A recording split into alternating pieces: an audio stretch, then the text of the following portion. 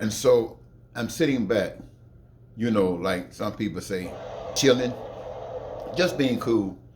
And all of a sudden, a guy comes across the news, and he's interviewing this guy who wrote a book about number 45.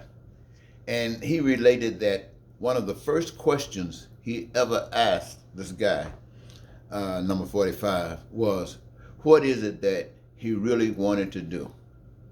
And this guy said that his response, number 45's response, was to be the most known person on earth.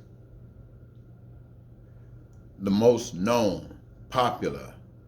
There was a black man used to say, I'm the greatest. And he was pretty good. And I don't know if he compared himself to the greatest on the world.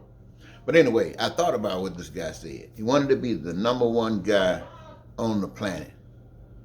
I'm paraphrasing it now.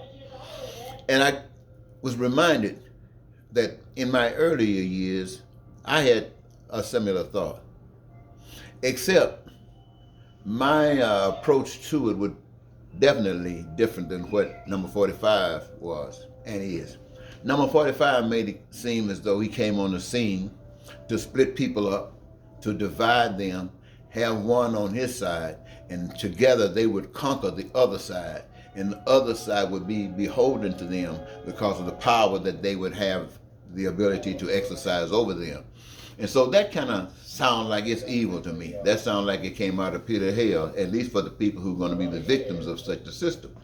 Now, the way I thought about it is that the way I could be so popular is to do the things that maybe Jesus came to the earth to do, or to do the things that maybe would give God the greatest glory.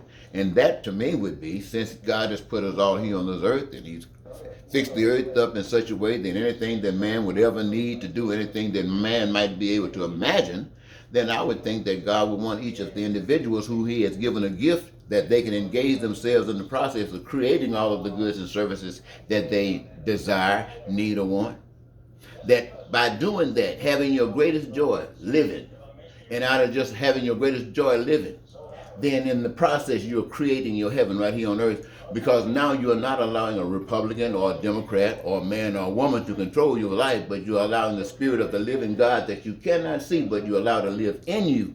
And by living in you, what you do is an expression of that God. And so what you're doing is actually giving love to one another as an expression of the love of God. So I thought I would come in and say this to the world, and the world would be so happy, and the world would change, and there would be no more poverty, there'd be no more crime, there'd be no more violence, there'd be no more hatred, everybody could just live. That's what I thought about the world.